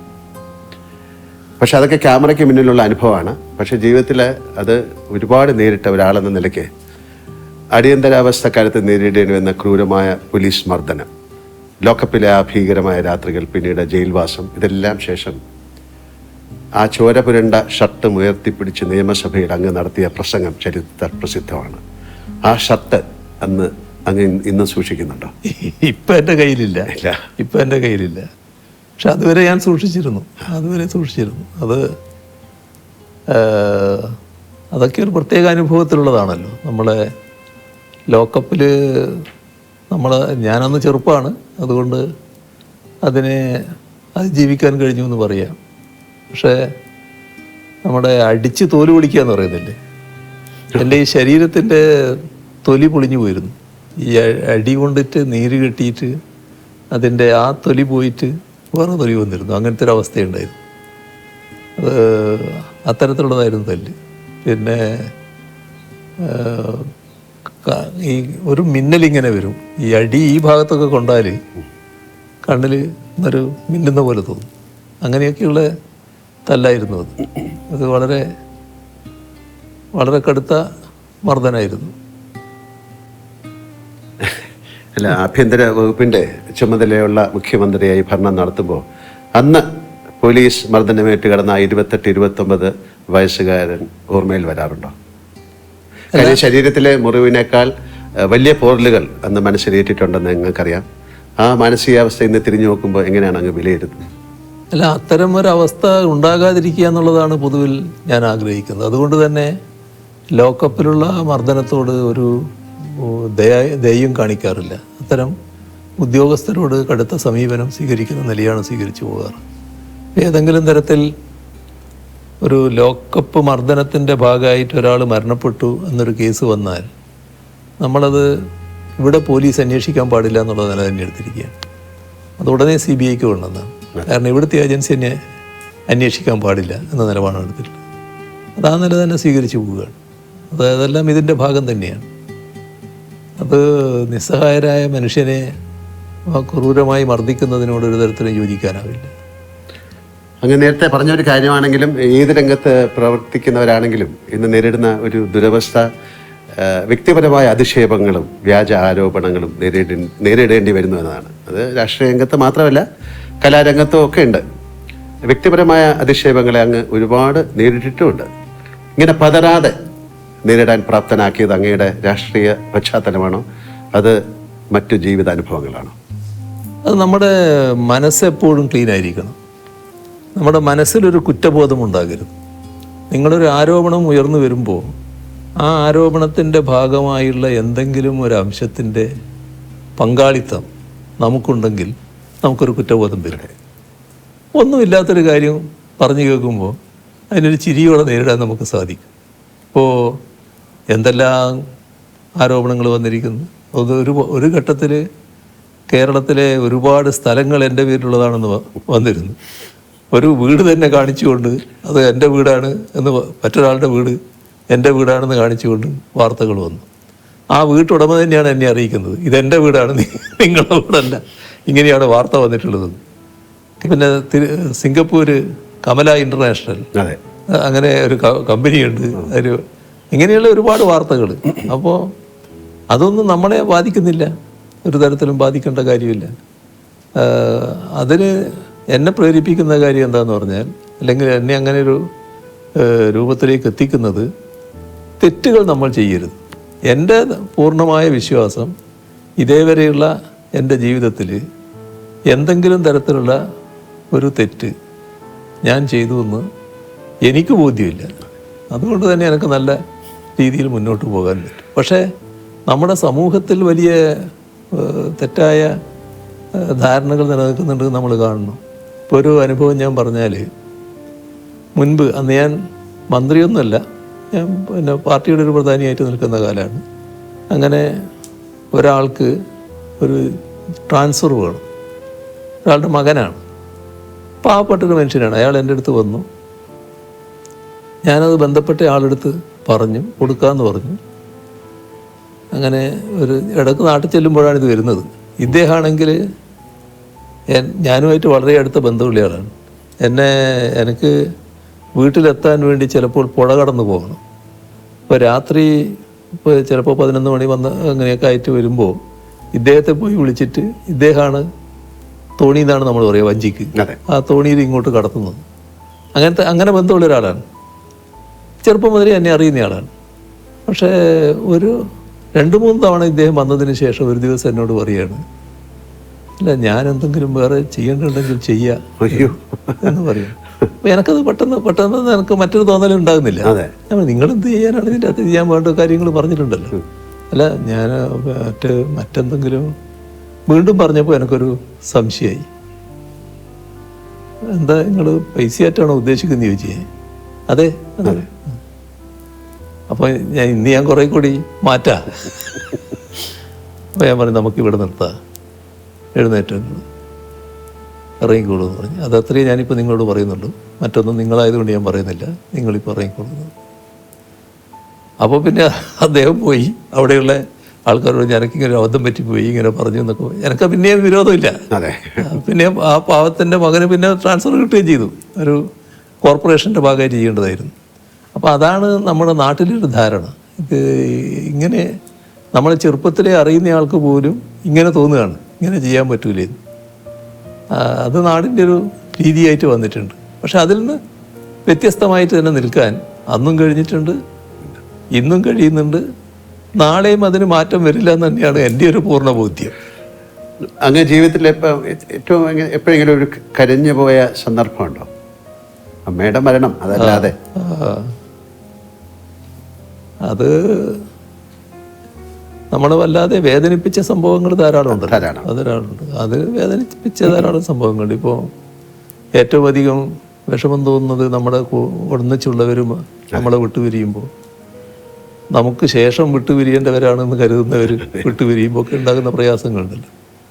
അതിപ്പോൾ പരസ്യമായിട്ട് തന്നെ പ്രകടമായതാണ്. കോടിയേരി ബാലകൃഷ്ണൻ്റെ ആ അനുശോചന യോഗത്തിൽ സംസാരിക്കാൻ, ആ സംസാരം പൂർത്തിയാക്കാൻ എനിക്ക് കഴിഞ്ഞില്ല. അത് സ്വാഭാവികമായിട്ട് വരുന്ന ഒന്നാണ്. അങ്ങനെയുള്ള ചില ഘട്ടങ്ങൾ ഉണ്ടായിട്ടുണ്ടോ? അങ്ങേക്ക് ജീവിതത്തിൽ എന്തിനെങ്കിലും ഭയമുണ്ടോ? ഭയം എന്നത് ആ തരത്തിലില്ല. പക്ഷേ പൊതുവിൽ ഞാൻ പാർട്ടിക്ക് കീഴ്പ്പെട്ടു പോകുന്ന ഒരാളാണ്. പാർട്ടി ആഗ്രഹിക്കുന്ന പൊതുവായ നിലപാടുകളുണ്ട്. ആ നിലപാടുകളിൽ അണുകിട വ്യത്യാസം വരരുതെന്ന് ചിന്തിക്കുന്ന ഒരാളാണ് ഞാൻ. അതിനെ ഭയന്ന് ഞാൻ ജീവിക്കുകയാണ്. അങ്ങനെയൊരു ഭയമുണ്ട് എന്ന് വേണമെങ്കിൽ പറയാം. മറ്റ് തരത്തിലുള്ള ഭയം എന്നെ അധികം ബാധിക്കാറില്ല. ജീവിതത്തിലെ എന്തിൻ്റെയെങ്കിലും പേരിൽ അങ്ങ് പശ്ചാത്തപിച്ചിട്ടുണ്ടോ? പശ്ചാത്തപിക്കേണ്ടി വന്നിട്ടുള്ളൊരു ഘട്ടം പറഞ്ഞാൽ, എൻ്റെ ഒരു കോളേജ് പഠനകാലത്ത് ഒരു സുഹൃത്തുണ്ടായിരുന്നു, നല്ല അടുത്ത സുഹൃത്താണ്. അപ്പോൾ ആ വിദ്വാൻ നല്ല വലിയ കാശുള്ള ആളാണ്, സായിപ്പിൻ്റെ മകനായിട്ടുള്ള ആളാണ്. അപ്പോൾ അതിൻ്റെ ഭാഗമായിട്ട് തന്നെ കാശ് ധാരാളമുണ്ട്. അന്ന് ഈ ട്രൗസറിൻ്റെ പോക്കറ്റിൽ നിന്ന് 100 നോട്ടുകൾ എടുക്കുന്ന ഒരു വിദ്വാനാണ്. അങ്ങനെ കാശുണ്ടാകുന്ന ഒരു വിദ്വാൻ. പക്ഷെ എന്നെ വലിയ കാര്യമായിരുന്നു. ഞാൻ വളരെ അടുത്ത ബന്ധത്തിലായിരുന്നു. മദ്യപാനത്തിലേക്ക് നീങ്ങി പുള്ളി. അപ്പം ഞാനന്ന് ഒരു വിദ്യാർത്ഥി പ്രവർത്തകനൊക്കെ ആയിട്ട് മാറിയിട്ടുള്ള കാലമാണ്. അപ്പം ഞാൻ പറഞ്ഞു അത് ശരിയല്ലേ, ഇത് മദ്യം ഉപയോഗിക്കാൻ പാടില്ല എന്ന് പറഞ്ഞു. പക്ഷെ അത് വല്ലാതെ പരിധി വിട്ട് പ്രയോഗിക്കുന്നവരെ വന്നു. അപ്പോൾ പിന്നെ ഞാൻ ആ ബന്ധം അങ്ങ് വിച്ഛേദിച്ചു. പിന്നെ എനിക്ക് പലപ്പോഴും തോന്നിയിട്ടുണ്ട് ആ ബന്ധം വിച്ഛേദിച്ചത് അയാളെ കൂടുതൽ നാശത്തിലേക്ക് എത്തിച്ചു. അയാൾ വല്ലാതെ തകർന്നുപോയി. തകർന്നൊരു പൂർണ്ണമായ മദ്യപാനിയായി റോഡ് വക്കിലൊക്കെ ഇരിക്കുന്ന സൈസായിട്ട് മാറിയിരുന്നു. അപ്പോൾ അത് പിന്നെ എന്നെ ഒരു കുറ്റബോധത്തിലേക്ക് നയിച്ചിരുന്നു. അത് അന്ന് ഞാൻ അങ്ങനെ വിട്ടിരുന്നില്ലെങ്കിൽ ഞാനുമായിട്ടുള്ള അടുപ്പം തുറന്നിരുന്നുവെങ്കിൽ അയാൾ മദ്യപിക്കുമായിരുന്നു. പക്ഷേ ഇതുപോലൊരു മദ്യപാനിയായിട്ട് മാറില്ലായിരുന്നു എന്നാണ് എൻ്റെ ഒരു തോന്നൽ. അതാണ് എനിക്കൊരു കുറ്റബോധം തോന്നിയ ഒരു കാര്യം. മറ്റൊന്ന് കാര്യങ്ങൾ അങ്ങനെ തോന്നിയിട്ടില്ല. അപ്പം അങ്ങയുടെ ദൗർബല്യം എന്താണ് എന്ന് ഞാൻ ചോദിച്ചാൽ എന്തായിരിക്കും ഒരു ഉത്തരം? അത് എന്താണെന്ന് ഇപ്പോൾ ദൗർബല്യം മനസ്സിലാക്കുന്ന ചില ആൾക്കാർ കണക്കാക്കിയത് എൻ്റെ ദൗർബല്യം എൻ്റെ മക്കളാണെന്നാണ്. അങ്ങനെ ഒരു ദിവസം രാവിലെ എൻ്റെ ഒരു കോളേജ് കാലത്തുള്ള ഒരാൾ രാഷ്ട്രീയമായിട്ട് വിരുദ്ധചേരിയിലാണ്. രാവിലെ എൻ്റെ വീട്ടിൽ വരിക. എതിർചേരിയിലാണ്, ഭയങ്കര എതിരാടിയാണ്. രാവിലെ വീട്ടിൽ വരിക. എന്താ പേര് ഞാൻ പറയുന്നില്ല, എന്താന്ന് ചോദിച്ചപ്പോൾ ഇരിക്കുമെന്ന് പറഞ്ഞു. അല്ല ഞാനൊരു കാര്യം പറയാൻ വന്നതാണ്. പറഞ്ഞ് നിങ്ങളെ നല്ല വിജയൻ്റെ എന്നാണ്. വിജയൻ്റെ മക്കളെ നേരെ ഒരു നോട്ട് കൊടുത്തിട്ടുണ്ട്. ആളെ പേര് പറയുന്നുണ്ട്. അത് തട്ടിക്കൊണ്ടു പോകാനാണ്. ഇയാളുടെ പ്രധാന സുഹൃത്താണ് ഈ ചെയ്യുന്നത്. ഈ പ്രധാന സുഹൃത്താണ് ഇത് പ്ലാൻ ഇട്ടിട്ടത്. അപ്പോൾ ആ സുഹൃത്തിനോട് ഇയാൾ പറഞ്ഞു, പിന്നെ അത് ചെയ്യാൻ പാടില്ല, അതൊക്കെ പിന്നെ നാട് കത്തും, അന്ന് അങ്ങനെ ഒരു വഴിക്ക് പോകരുത് എന്നൊക്കെ പറഞ്ഞു. പക്ഷേ അവനായതുകൊണ്ട് എനിക്ക് ഉറപ്പില്ല, ചിലപ്പോൾ നടന്നേക്കാം. അപ്പോൾ ഞാൻ ചിരിച്ചു. അല്ല, നിങ്ങൾ ചിരിക്കുക ചെയ്യാന്ന് എനിക്കറിയാം, എന്നാലും ഇത് ശ്രദ്ധിക്കേണ്ട ഒരു കാര്യമാണ്. എന്ത് ശ്രദ്ധിക്കാനാണ്? ഞാൻ എന്ത് ശ്രദ്ധിക്കും? ഭാര്യയോട് പറയാൻ പറ്റുമോ? പറഞ്ഞാൽ പിന്നെ പിന്നെയുള്ള അവസ്ഥ എന്താണ്? ഈ കുട്ടികളോട് പറയാൻ പറ്റൂ? അത് പിന്നെ വരുന്നിടത്ത് കാണാൻ നോക്കൽ മാത്രമേ പറ്റൂ. അപ്പോൾ ദൗർബല്യം എന്നുള്ളത് മറ്റുള്ളവരാണല്ലോ വിലയിരുത്തുന്നത്. അങ്ങനെ കണ്ടത് കുട്ടികളാണ് ദൗർബല്യം എന്നുള്ള മട്ടിലാണ്. സംഭവ ബഹുലമായ ജീവിതമാണ് അങ്ങ് കടന്നു പോകുന്നത്.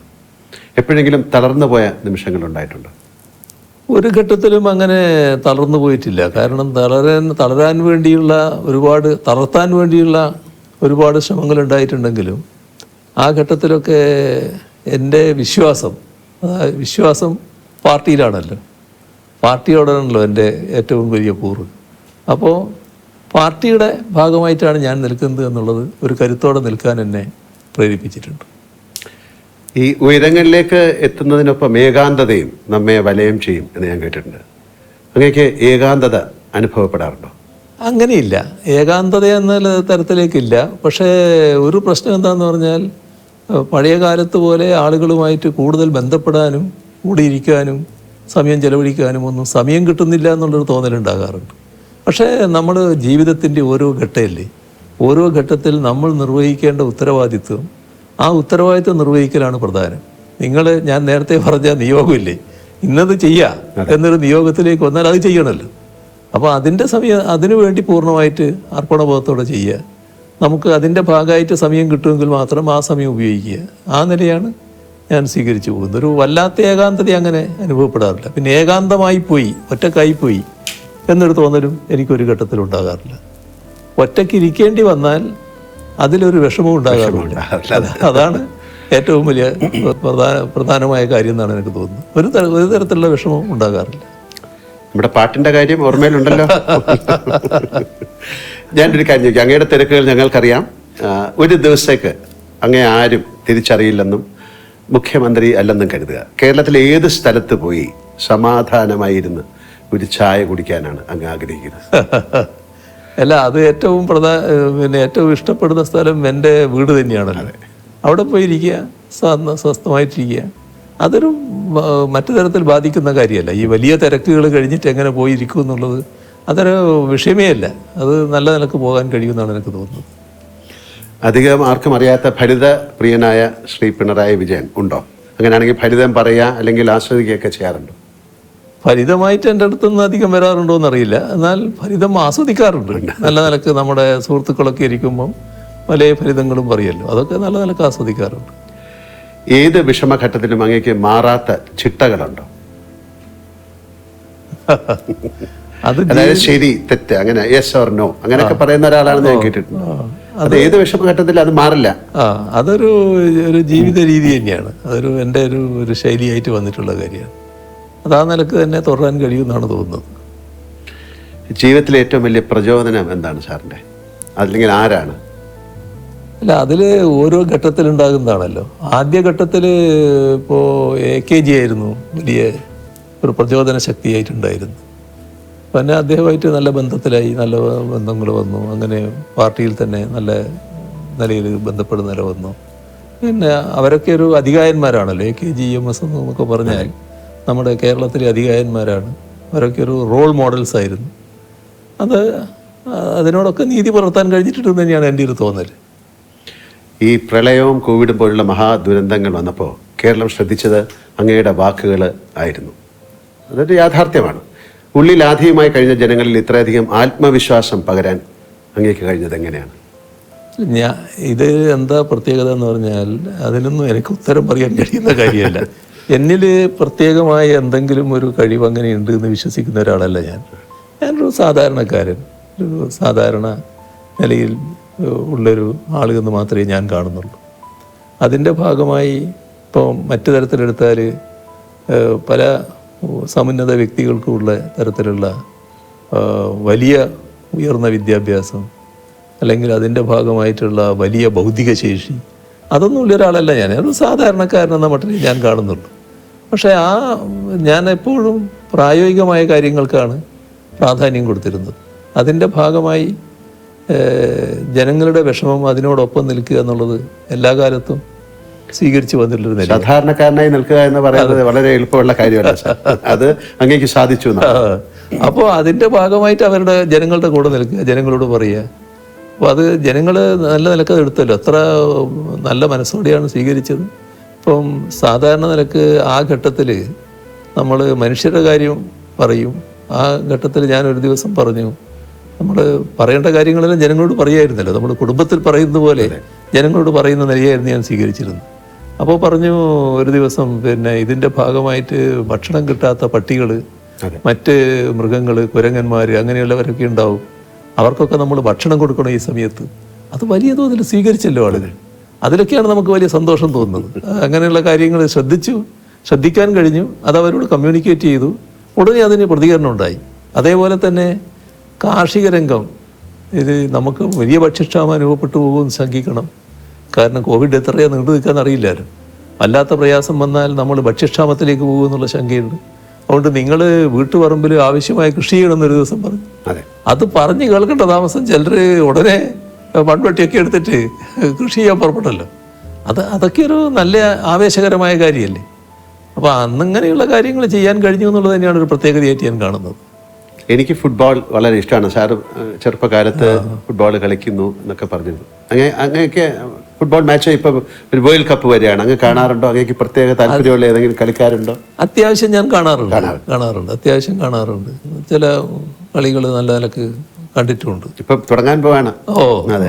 പക്ഷെ ഇത് നമ്മുടെ സമയമായിട്ട് ഒത്തുവരാത്തത് കൊണ്ട് ജൂലൈയിലാണ്. അതെ, അല്ല സമയം ഒത്തുവരാറില്ല പലപ്പോഴും. അപ്പോൾ ഉറക്കൊഴിഞ്ഞ് കാണുക എന്നുള്ളത് ഇപ്പൊ ഞാൻ അങ്ങനെ മെനക്കെടാറില്ല. അല്ല, ഈ അർജന്റീന അല്ലെങ്കിൽ മെസ്സി അങ്ങനെ ആ സമയത്ത് അവരോടൊക്കെ ചായ്വ് കാട്ടിയ നേതാക്കളൊക്കെ ഉണ്ടായിരുന്നു. കൂട്ടത്തിൽ അങ്ങ് ഉണ്ടായിരുന്നോ എന്ന് എനിക്കറിയില്ല, അതുകൊണ്ട് ചോദിച്ചാണ്. അല്ല, അവരൊക്കെ നല്ല കളിക്കാരായിട്ട് തന്നെ കാണുകയാണ്. അതിന്റെ ഭാഗമായിട്ട് ചിലർ അവരെ ജയിക്കാൻ പാടുന്ന നില എടുക്കാറുണ്ട്. അങ്ങനെ ഒരു നില ഞാൻ എടുക്കാറില്ല. പക്ഷെ അവരെയൊക്കെ നല്ല കളിക്കാരായിട്ട് തന്നെ കാണുകയാണ്. എപ്പോഴും അങ്ങ് ഊർജ്ജസ്വലനായിട്ടാണ് ഞാൻ കണ്ടിട്ടുള്ളത്. ഇത് വളരെ പ്രധാനപ്പെട്ട ഒരു കാര്യമാണ്. ആരോഗ്യ സംരക്ഷണത്തിന് അങ്ങ് പുലർത്തുന്ന എന്തെങ്കിലും പ്രത്യേക ശീലങ്ങളുണ്ടോ? അതൊക്കെ ഞങ്ങൾക്കറിയാൻ താല്പര്യമുണ്ട്. അതിൽ സാധാരണ എൻ്റേതായ ഒരു മിനിമം വ്യായാമം രാവിലെ ഞാൻ ചെയ്യും, ചെറിയ തോതിൽ. അത് കഴിഞ്ഞാൽ പിന്നെ ഭക്ഷണക്രമം, നേരത്തെ ധാരാളം ഭക്ഷണം കഴിക്കുമായിരുന്നു. ഇപ്പം അതിനൊരു ക്രമം പാലിച്ചിട്ടുണ്ട്. ആ ക്രമം തുറന്നു പോവുകയാണ്. വലിയ തോതിൽ ഭക്ഷണം കഴിക്കാത്ത ഒരു രീതിയാണ് ഇപ്പോൾ സ്വീകരിക്കുന്നത്.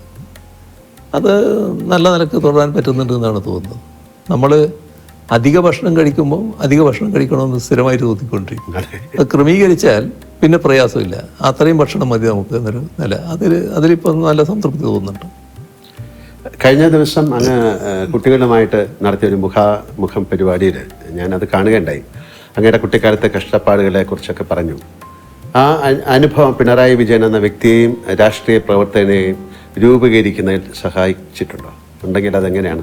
തീർച്ചയായും. അത് അന്നും ആ വിഷമഘട്ടത്തിലും ഒരു വലിയ അഭിമാനബോധം നിലനിർത്താൻ കഴിഞ്ഞിരുന്നു.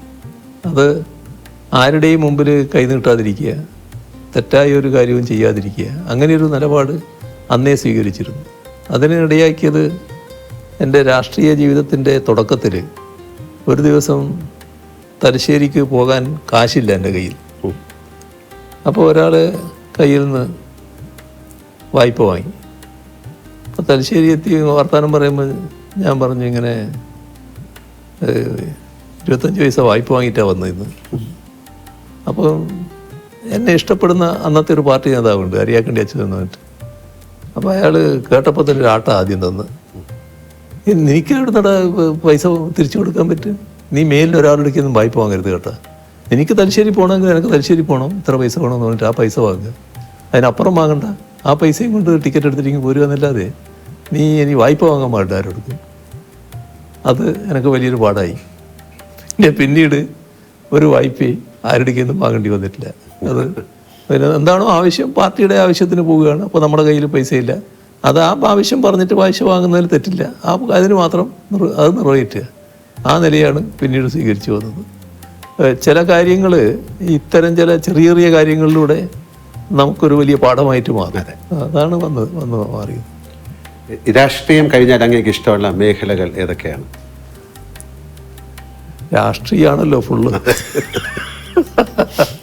അതേസമയം പിന്നെ മറ്റ് കലാപരിപാടികളൊക്കെ കാണുന്നതിന് എനിക്ക് വേറെ പ്രശ്നമൊന്നുമില്ല. അതൊക്കെ ഞാൻ സാധാരണ കാണാറുണ്ട്, നല്ല രീതിയിൽ ആസ്വദിക്കാറുണ്ട്.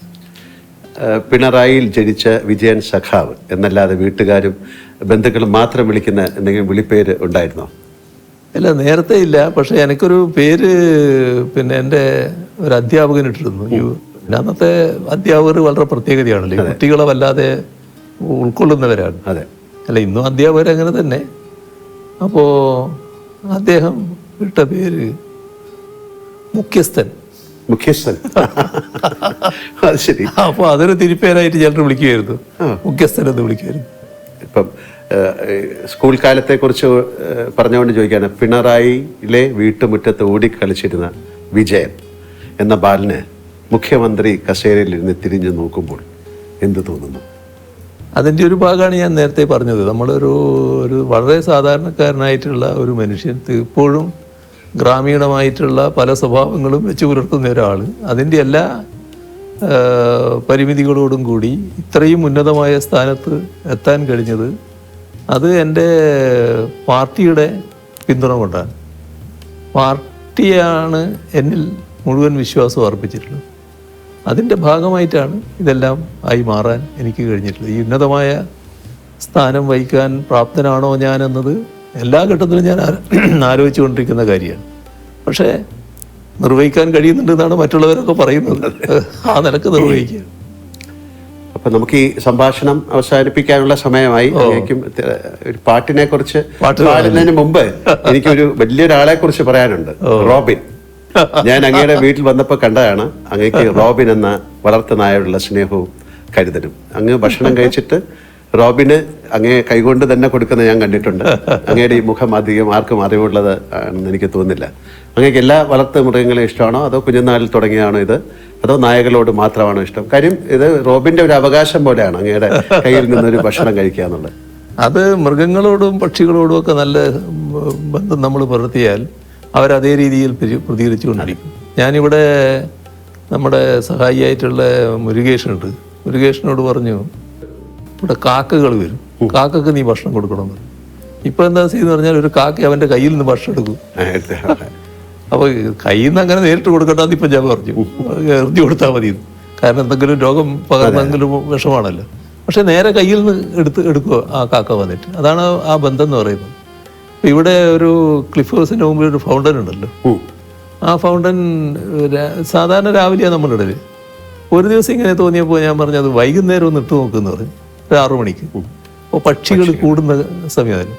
ഇവരെല്ലാവരും വന്ന് എന്തൊരു സന്തോഷമാണല്ലോ. അവർ കുളിച്ച് ഒരു കുളിയുണ്ടാവും. ആ കുളിയെല്ലാം കഴിഞ്ഞിട്ട് ഒരു സദസ്സുണ്ട് അവിടെ ഇരുന്നിട്ട്. അങ്ങനെ എല്ലാം കുളി കഴിഞ്ഞിട്ട് അവർ കൂട്ടിലേക്ക് പോവുകയാണ്. അപ്പോൾ നായയുടെ കാര്യം പറഞ്ഞാൽ വലിയ അത്ഭുതകരമായ കഥ എൻ്റെ അടുത്തുണ്ട്. ഞാൻ ആദ്യമുള്ള എൻ്റെ ചെറുപ്പകാലം വീട്ടിൻ്റെ സൈഡിലൂടെ ഒരു കൂട്ടർ പോവുകയാണ്. പഴയ തവളയെ പിടിക്കുന്നവരാണ്, നാട്ടുകാരല്ല. അതെ. അവരുടെ കൂട്ടത്തിലുള്ള ഒരു പട്ടി, ചെറിയ പട്ടിയാണ്. അവിടെ നിന്ന് ഇറങ്ങിയിട്ട് വീട്ടിലേക്ക് വന്നു. അപ്പോൾ അവരങ്ങ് പോയി. അപ്പോൾ ഇത് ഒരു പട്ടി. അപ്പോൾ എൻ്റെ ജ്യേഷ്ഠനുണ്ട്. ജ്യേഷ്ഠൻ പറഞ്ഞു അതവിടെ നിന്നോട്ടെ, വന്നതല്ലേ അവിടെ നിൽക്കട്ടെ എന്ന് പറഞ്ഞു. അത് പിന്നെ വീട്ടിൽ വളർന്നു. വേറെ ശാസ്ത്രീയ വാർത്തകളൊന്നുമല്ല, നാടൻ പട്ടി എന്ന രീതിയിൽ പാട്ടുകയാണ്. ആ പട്ടിയുടെ ഒരു കഥയാണ് ഞാൻ പറയുന്നത്. ഒരു ദിവസം അമ്മയുടെ അടുത്ത്, അടുക്കളയിലെ അമ്മയുടെ അടുത്ത് പോയിട്ട് ഇതൊന്ന് മുരണ്ട് ചെറിയ മട്ടിൽ കുരച്ചു, മുണ്ടൊന്ന് കടിച്ചു വിരിച്ചു. അപ്പോൾ അമ്മ ചീത്ത പറഞ്ഞു. അപ്പോൾ ഇതിന് അമ്മയുടെ അടുത്ത് യേശുന്നില്ല എന്ന് തോന്നി. നേരെ അവിടെ നിന്ന് ഇറങ്ങി ആ വീട്ടിൻ്റെ തൊട്ട് പിന്നിലുള്ള ഒരു വീടുണ്ട്. അവിടെ ഒരു നാണി എന്ന് പറയുന്ന സ്ത്രീയുണ്ട്. ആ സ്ത്രീയുടെ അടുത്ത് പോയി ഇതേ കാര്യം അവരോട് ചെയ്തു. അപ്പോൾ അവർ കുറച്ച് പിന്നെ പോസിറ്റീവായിട്ട് എടുത്തു. ഇതൊരു പെൺപട്ടിയാണ്, എന്താ മോളെ എന്നെല്ലാം പറഞ്ഞിട്ട്. അപ്പോൾ മുണ്ടിങ്ങനെ കടിച്ച് വലിച്ച് നടന്ന് ഈ വീട്ടിൻ്റെ പിന്നിലൂടെയാണ് വരേണ്ടത്. അപ്പോൾ വീട്ടിലെ അവസ്ഥ എങ്ങനെയാണെന്ന് പറഞ്ഞാൽ വീടിൻ്റെ മുറ്റം അത് കഴിഞ്ഞിട്ടൊരു പ്ലാറ്റ്ഫോം പോലെയാണ് കിണറിൻ്റെ. ആ പ്ലാറ്റ്ഫോമിന് കഴിഞ്ഞാൽ ഒരു കല്ലിങ്ങനെ വെച്ചിട്ടുണ്ട്. അതിൻ്റെ അപ്പുറം കിണറാണ്. അപ്പോൾ വലിയ ആൾമറയുള്ള കിണറല്ല നടത്തും. ഇവള് ഈ നാണി നടന്നു വന്ന് വടക്ക് മുറ്റത്തെത്തിയപ്പോൾ കാണുന്നത് ഇവളെ മുട്ടിലഴഞ്ഞ് വരുന്ന കുട്ടിയുണ്ട്. ആ കുട്ടി ഈ പ്ലാറ്റ്ഫോം കയറിയിട്ട് ഈ ഒറ്റക്കല്ലുണ്ടല്ലോ, ആ കല്ല് പിടിച്ചിട്ട് ഇങ്ങനെ കിണറിലേക്ക് നോക്കുന്നതാണ്. പിന്നെ എന്താ പറയേണ്ടത്? അങ്ങനെ അത്ഭുതകരമായ രക്ഷപ്പെടൽ. പിന്നെ അവൾക്ക് ഈ പട്ടി എന്ന് പറഞ്ഞാൽ ഭയങ്കര ജീവനാണ്. അങ്ങനെ കഴിവുള്ള പട്ടികളുണ്ട്. ആ പട്ടി തന്നെ ഒരു ദിവസം ഞാനിങ്ങനെ സാധാരണ ആ കാലത്തൊരു ശീലം, പുറത്തു പോയാൽ ചെരുപ്പുണ്ടായാലും ചെരുപ്പില്ലെങ്കിലും, ചെരുപ്പില്ലാത്ത കാലമാണ് അധികവും, കാല് കഴുകിയിട്ട് അകത്തോട്ട് വീട്ടിലേക്ക്. അങ്ങനെയാണ് ഒരു ശീലം. ഒരു കോലായിലേക്ക് കയറുമ്പോൾ ഉള്ളൊരു വലിയ കല്ലുണ്ട്, അതിൻ്റെ നിന്ന് കാല് കഴുകി അതിന് വെള്ളം ഇവിടെ വെച്ചിട്ടുണ്ടാകും. അപ്പോൾ ഞാനൊരു ദിവസം ചെന്നപ്പോൾ വെള്ളം അവിടെ ഇല്ല. അകത്ത് പോയി വെള്ളം എടുത്തിട്ട് വന്നിട്ട് പിന്നെയും കഴുകും. അകത്ത് പോയി പിന്നെ വെള്ളവും പാത്രവും എടുത്ത് വന്ന് കിണ്ടിന്നാണ് പറയാൻ നമ്മൾ, കിണ്ടിയും വെള്ളം എടുത്ത് വന്ന് പിന്നെ കാല് കഴുകാനാണ് വരുന്നത്. പട്ടി വിടുന്നില്ല. പട്ടി ഭയങ്കര തടസ്സം. അപ്പോൾ എന്താ പ്യാസി എന്ന് അതിൻ്റെ പേര്. എന്താന്നെല്ലാം പറഞ്ഞിട്ട് ഈ വിളക്ക് തൂക്കിയിട്ടുണ്ട്. തൂക്കിയ വിളക്കെടുത്ത് ഞാനിങ്ങനെ നോക്കുകയുണ്ട്. അപ്പോൾ ഈ കല്ലിൻ്റെ മേലെ വലിയൊരു പാമ്പ്, കരിവേലിപ്പട്ടാന്ന് പറയും, ആ പാമ്പിങ്ങനെ കിടക്കുകയാണ്. നമ്മൾ കണ്ടതോടുകൂടി പട്ടി പോയി. പിന്നെ ആ കാലാണല്ലോ, ഇന്നത്തെ പോലെ പാമ്പിനെ സംരക്ഷിക്കേണ്ട കാര്യമൊന്നുമില്ല, തല്ലിക്കൊന്നു. അതാണ്, അത്രയും കഴിവുള്ള പട്ടികളുണ്ട്. അതിൽ നിന്നൊരു പട്ടി സ്നേഹം ഉണ്ടായിരുന്നു പറയാം. അല്ല, റോബിനെ അങ്ങനെയോടുള്ള ഒരു അങ്ങേക്ക് റോബിനുള്ള സ്നേഹം. സാർ, അപ്പം വളരെ സന്തോഷം. നമുക്കൊരു പാട്ടിലേക്ക് കടക്കാം. അങ്ങേക്ക് പാടാൻ സാധിച്ചില്ലെങ്കിൽ വരികൾ പറഞ്ഞാലും മതി.